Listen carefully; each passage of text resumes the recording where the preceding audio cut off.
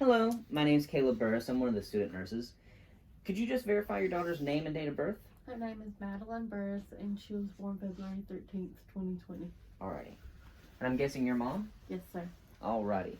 So, I'm here to talk about car seat safety with you. Okay. Before I start, what do you know? What do you feel comfortable with?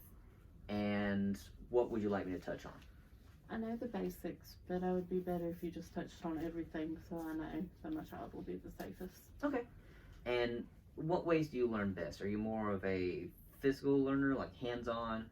Are you an audible learner where you learn best whenever somebody's talking to you about it? Or are you more of a visual learner where you learn better watching somebody doing something? I'm good with auditory, but hands-on is the best for me. Okay. Well, I'll explain a few things to you in the office, and then we'll move out to your car, and I'll help you set up your car seat. Okay.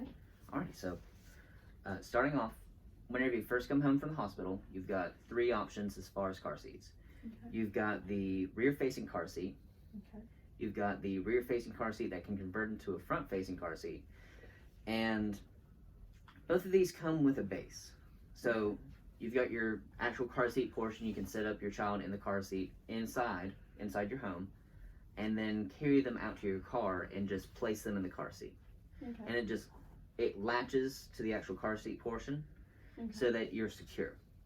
A lot of these actually come with a stroller part, so you can pull your car seat out from the base and attach it to your stroller in case you're going to the store or going out for a walk or anything. So how is the base hooked into the car?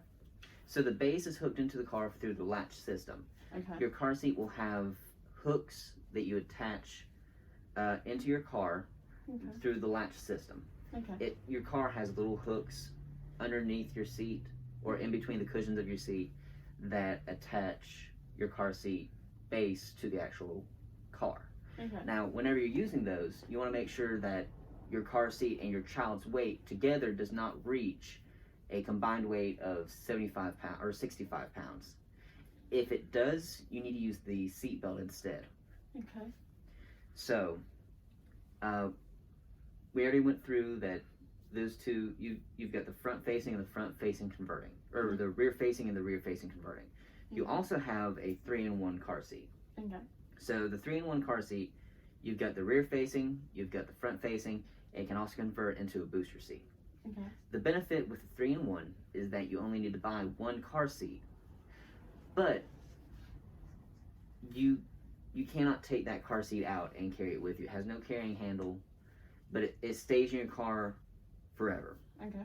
But like I said, you can use it throughout a majority of your child's life until they no longer need a car seat or booster. But doesn't car seats expire after a while? They do, and it depends on the brand. Some car seats last 5 years, some car seats last 10 years.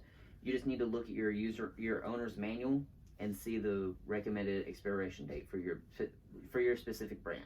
Okay. And while I'm on that topic, your car seat brand specifically has its own height and weight recommendations that the brand recommends, Okay. and they can slightly differ from one brand to another. Okay. So just get comfortable with your car seat, make sure you know its height and weight recommendations, and make sure you know its expiration date. Okay. So whenever you set up your car seat, you want to make sure that you set it up in the middle seat. Okay. That's the safest place for a car seat. That way, in case you're in a wreck and you get T-boned, your child's not going to get hit directly by the car.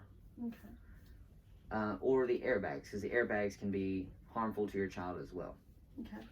Now, on that topic, you want to make sure that you always have a rear-facing car seat in the back, because if you have one in the front seat and the car's airbags go off, they can cause serious harm or death to your child.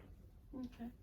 So, you want to also make sure to freshen up on the local laws on the car seats.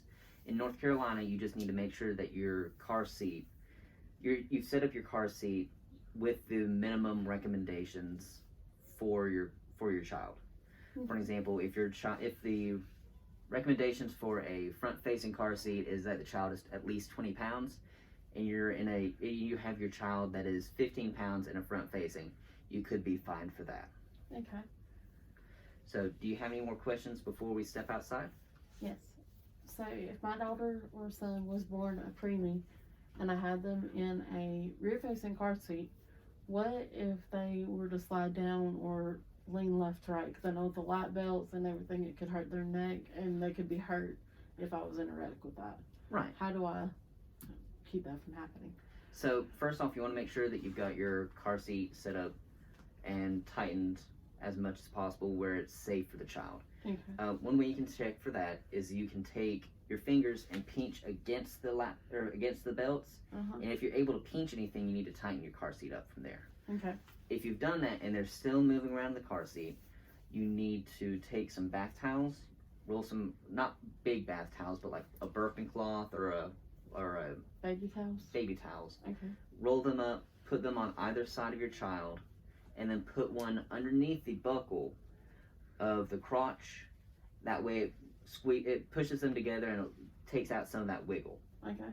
You also want to make sure that the actual chest buckle is at their underarm line. Okay. If you don't want to go too high because that can affect their breathing, you don't want to go too low because it would compromise the actual effectiveness of the actual car seat. Okay. Do you have any more questions?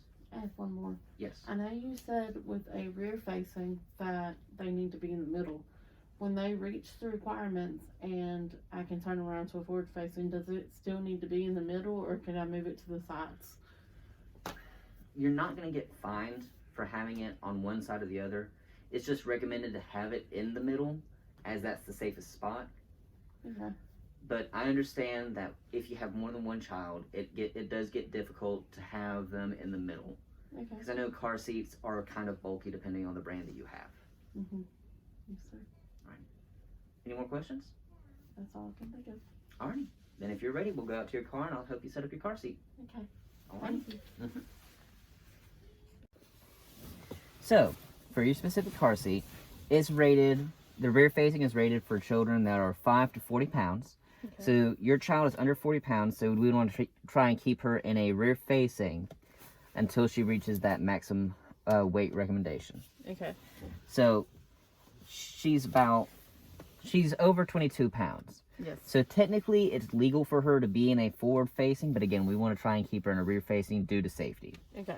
So for the forward facing, your child needs to be 22 to 65 pounds Okay. and needs to be less than 49 inches tall. Okay. So, alrighty, whenever you hook up your car seat, you want to look for the latch signs. It'll be a little car seat. So you want to take your latch portion, Okay. place it underneath here, and secure it in the hooks. Okay. When you pull it and it will not come out, you know you're hooked in. Okay. You want to repeat the same thing on the other side and then tighten your car seat down. Okay.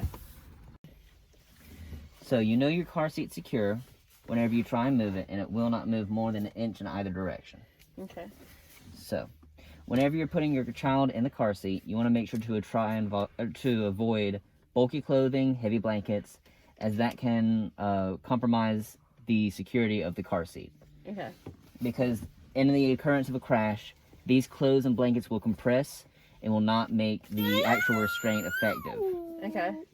So, whenever you're doing a car seat and setting up a car seat, you want to make sure that this chest buckle is at the level of the armpits. In the rear facing position, you do not need to worry about the height of the head as much, but whenever it's in the forward facing position, you want to make sure that the head of the top of the restraint is below the top of the ears on a child. Okay. And the car seat is only for transportation. You do not want to leave the child in the car seat to sleep or eat. Okay.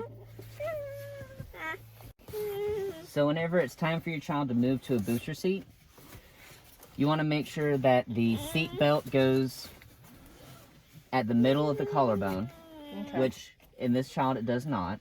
So you know it's not safe for them to use a booster seat at this time, other than the height and weight recommendations.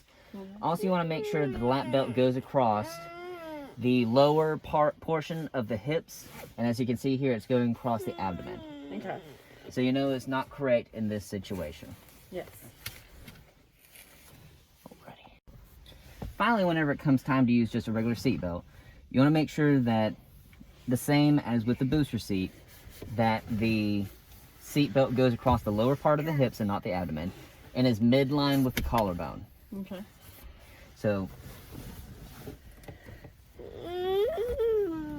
Here, babe. you also want to make sure that the child's legs dangle at the knees in the back seat Okay. in case there is a wreck. So as you can see here, this child is very unhappy, and it's probably because the seatbelt is not safe for them to use. And that is the basics of car seat safety. Okay.